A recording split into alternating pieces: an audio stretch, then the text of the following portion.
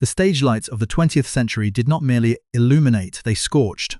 Long before the sanitized digital landscape of today, before the calculate precision of algorithms dictated what we heard and how we felt, there existed a raw, untamed epoch. It was a time when a singular guitar riff could fracture the silence of a generation, when a solitary chorus had the power to mobilize thousands in a stadium, and when a voice could transform the quiet ache of heartbreak into a thunderous battle cry. We are peering through the velvet curtain into the era of the titans, the rock gods, the grunge poets, and the MTV icons who walked among us as legends. They were the architects of our modern sonic identity, defined by a presence so profound it required no introduction.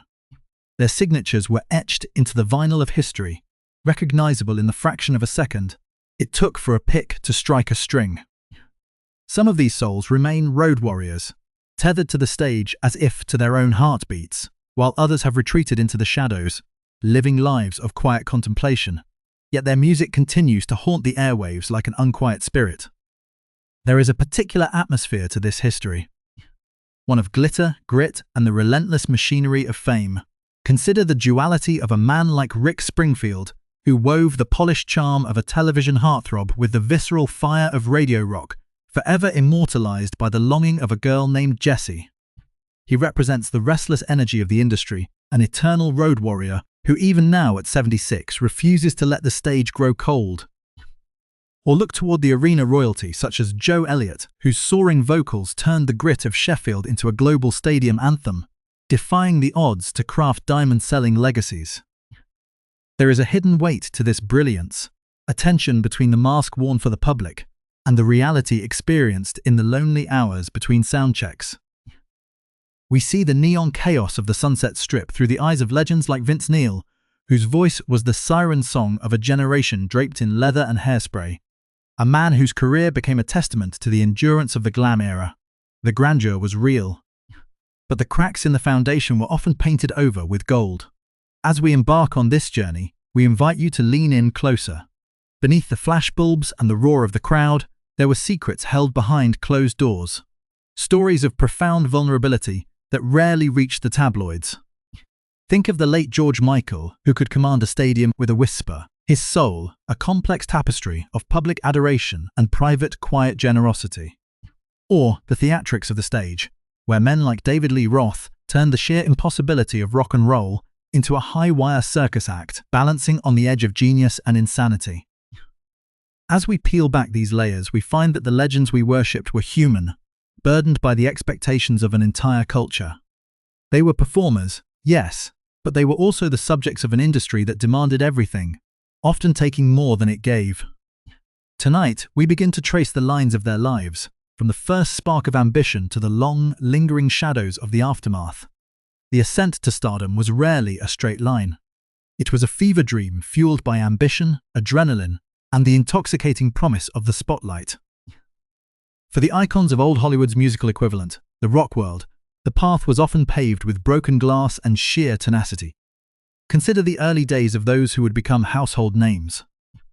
Before the stadiums were filled with thousands of screaming fans, there was the damp smell of dive bars, the grueling hours in cramped touring vans, and the relentless pressure to prove their worth. It was a time of immense discovery, where the boundaries between the person and the persona began to dissolve. When Paul Stanley stepped onto the stage, he wasn't just a man, he was an architectural marvel of makeup and spectacle, a fearless conductor of chaos. This was not merely performance, it was an act of total transformation, a desperate and beautiful reach for immortality. Yet, behind the mask, the pressures of the industry began to manifest. The narrative of the golden years is often gilded, but the reality was a dense thicket of behind-the-scenes intrigue.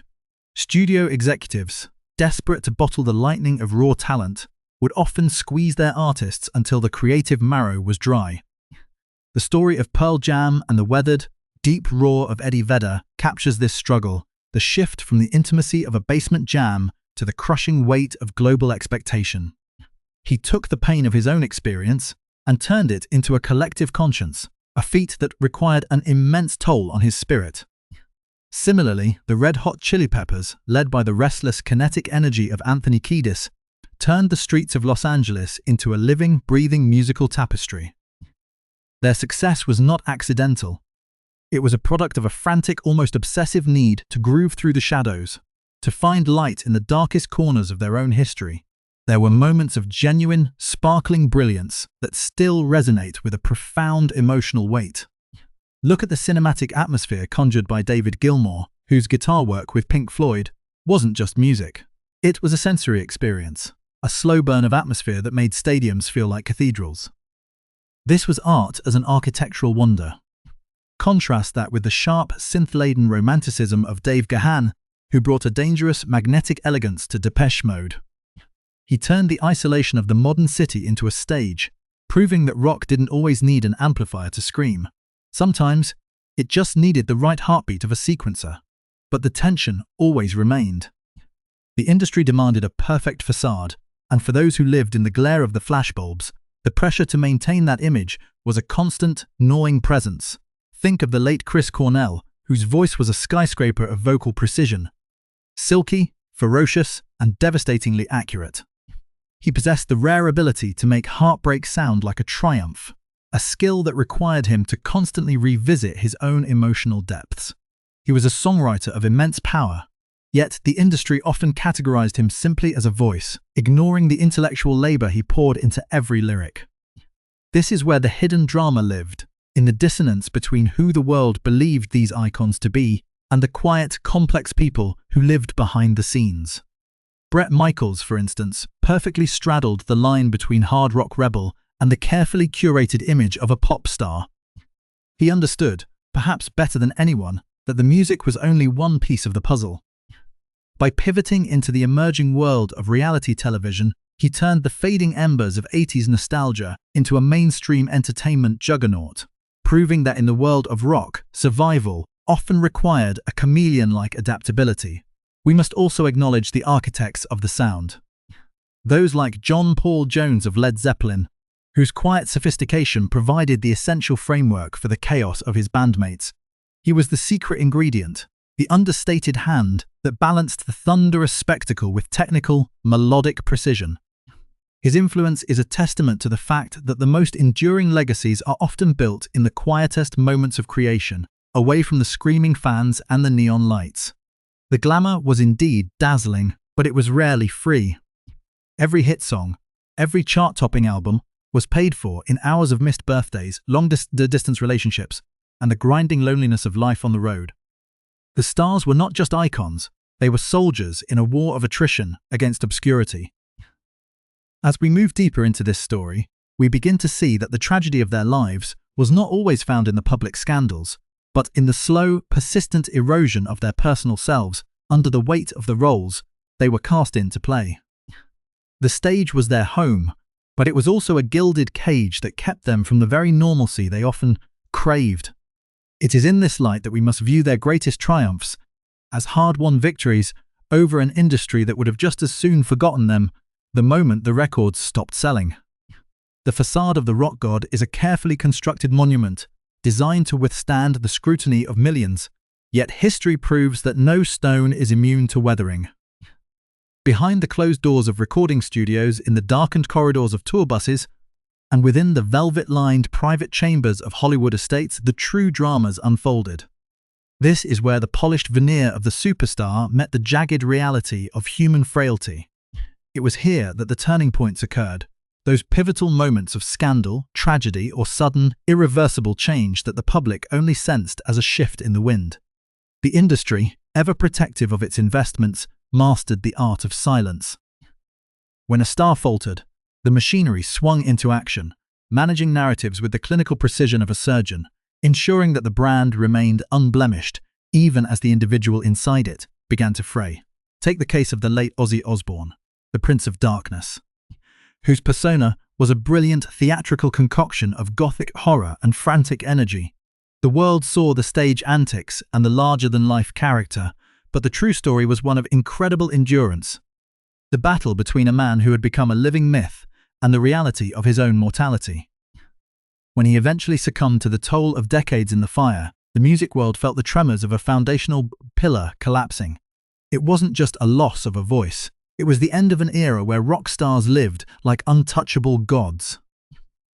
The silence kept by those around him for years about the personal struggles of his final years spoke volumes about the culture of secrecy that defined the upper echelons of the industry. They kept his legend alive at the expense of his privacy, a trade-off that is as common as it is cruel. Consider the tragedy embedded in the career of the late Chris Cornell. His passing was not merely a shock, it was a profound rupture in the fabric of modern music. The public was treated to a narrative of success and artistic mastery, while the private battle with the crushing weight of his own internal gravity was hidden in the shadows of his lyrics. Why did the industry remain silent? Because vulnerability was not a product that could be packaged and sold to arena crowds. When a star of that magnitude breaks, the industry does not mourn in public. It recalibrates. It preserves the legacy by focusing on the music and ignoring the humanity, effectively turning a person into a statue. This silence served a dual purpose. It maintained the sanctity of the brand and shielded the fans from the uncomfortable truth that their idols were suffering in ways no amount of fame could remedy. The drama extended into the business itself, where power plays and shifting alliances defined the survival of the biggest acts. Think of the internal volatility within Fleetwood Mac, a band whose most famous work was forged in the white-hot heat of romantic disintegration. Lindsey Buckingham, with his sharp, uncompromising vision, was the catalyst for that tension, a man who channeled the betrayal and the agony of his personal life into the very sound that would define a decade. The industry didn't just capitalize on that pain, it necessitated it. They pushed these artists to the edge because they knew that the finest diamonds are formed under the greatest pressure. When the band members were at each other's throats, the labels saw gold. It is a cynical reality, but one that was the lifeblood of the industry. The personal ruins of the star were often the foundation for the success of the corporation. Even the most celebrated icons were not immune to the cold logic of the business. Look at David Coverdale of Whitesnake, a man who defined the late 80s with a bluesy, hard-hitting swagger. When health issues finally forced him to retire, the industry's response was characteristically efficient, a transition to a new phase of marketing the legacy. The gruff, hard rock edge that defined his career was suddenly repackaged as a nostalgic commodity. This happens to everyone. The rebellious fire of youth is eventually tempered, then bought, and finally sold as a memory.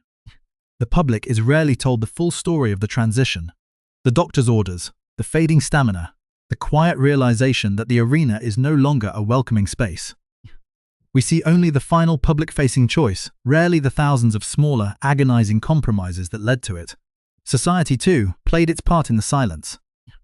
We built these people up to be larger than life, and then we demanded that they stay that way, refusing to accept their aging or their decline.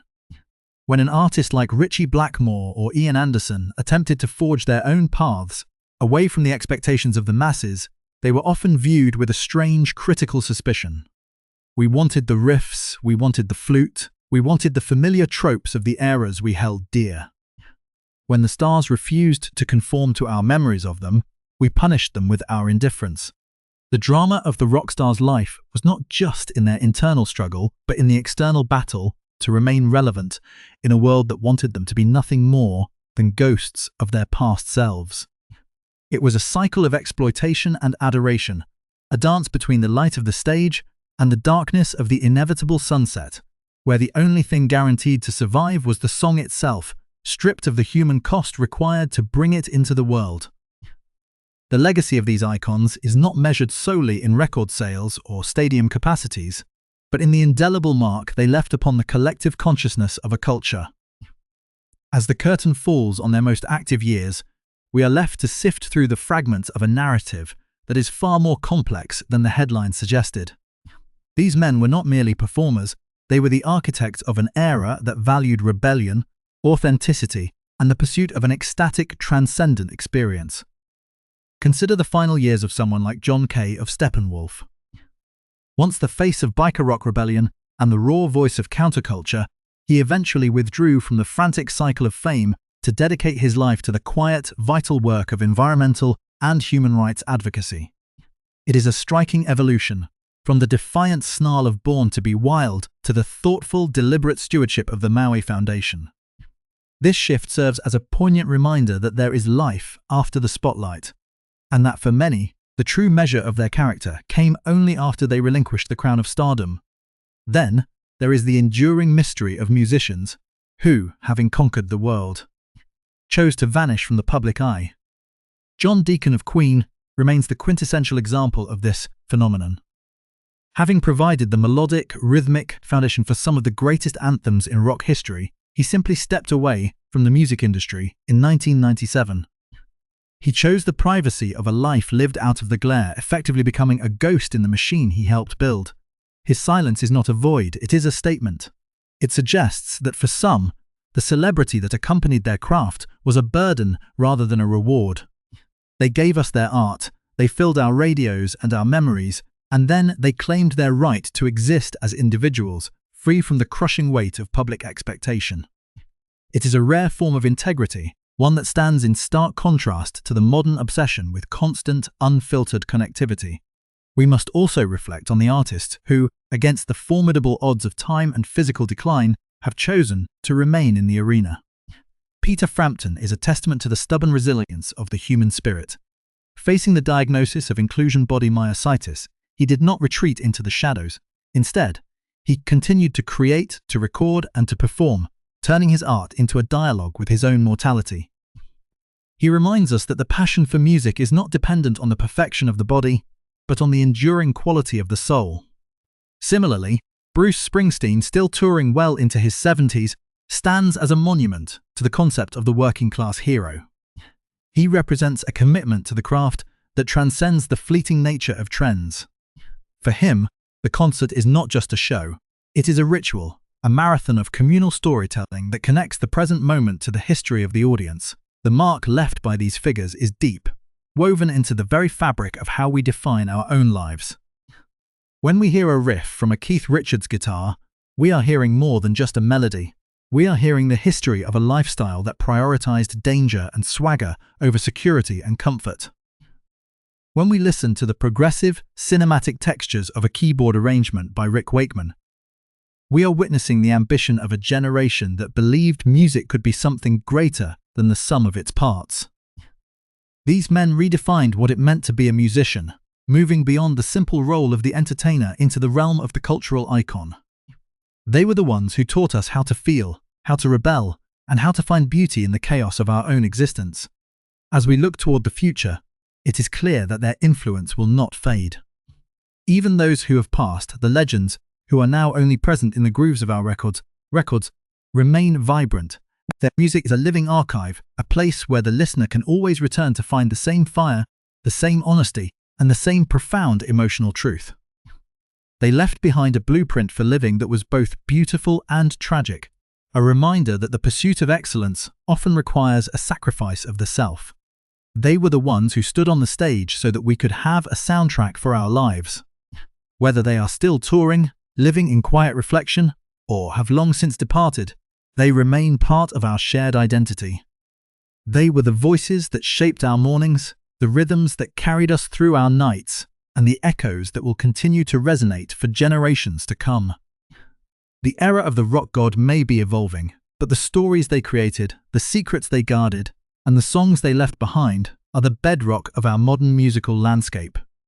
They were the stars that burned the brightest, and though the nights they illuminated are changing, the light they cast will never truly go out. The history of rock is a history of humanity at its most expressive, and these individuals were the ones who dared to write it, line by line, on the world's greatest stages. The rock world is currently witnessing a massive resurgence of legendary icons as the 2026 touring season hits its peak. From the explosive stages of the Welcome to Rockville and Sonic Temple festivals to the highly anticipated return of prog rock titans Rush, who have officially announced their first major tour in over a decade featuring Anika Nilsson on drums, the industry is operating